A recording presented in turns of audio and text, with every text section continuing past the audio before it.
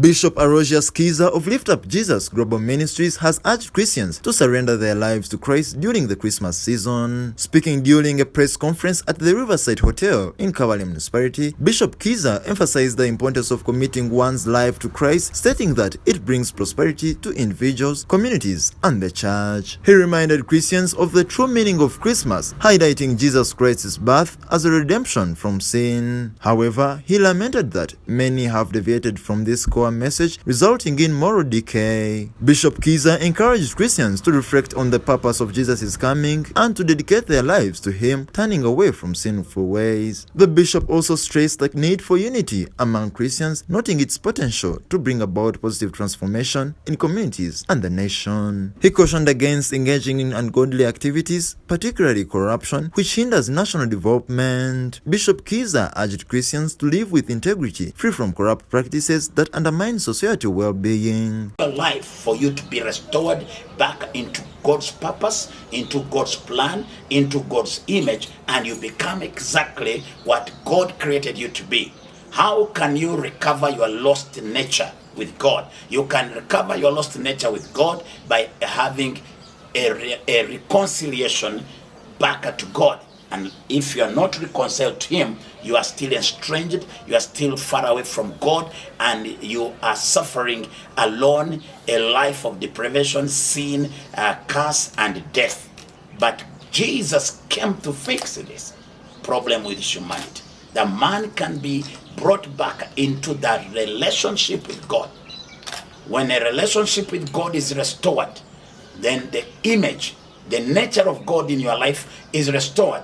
When God's nature in you is restored, that sinful nature which man received after the fall then is done away with. You begin to live a righteous life. How I desire that all people could believe on the Lord Jesus Christ. This world would be the most perfect place to be. This world would be the most harmonious place to be. This world would be the most joyful place to be, because there will be no sin. Nobody would be hating a neighbor.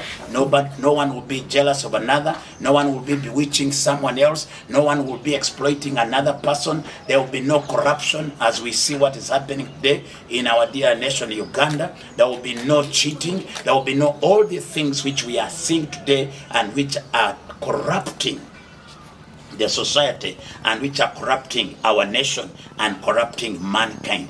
Actually, the life today is a life of disaster, is a life of pain, is a life of regret. We hear many people are committing suicide because they are suffering, because they have no food to eat.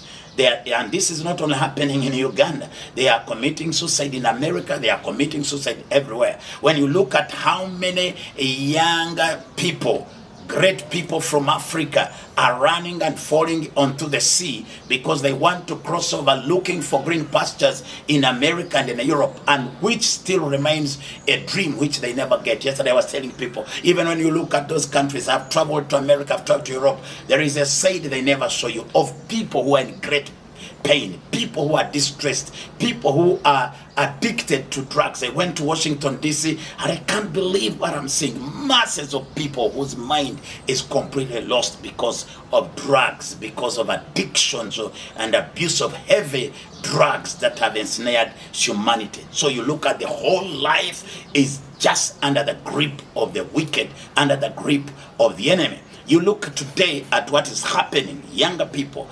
the younger girls, they get pregnant, they conceive, they abort, killing babies, shedding blood. By the way, one of the commandments says, "Thou shalt not murder, thou shalt not shed." The figures, according to the to the computer today, to the statistics, you cannot believe how many babies are being killed by their own mothers. I call it a silent genocide that is happening into this world. How could we end and terminate this silent genocide, where children are murdered by their own mothers and by their own fathers and their own loved ones?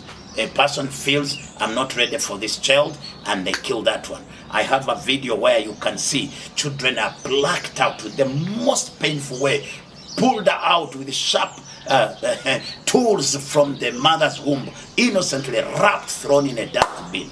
What a wicked generation. But I can tell you, that if this world today turn to the Lord Jesus Christ, this will become history.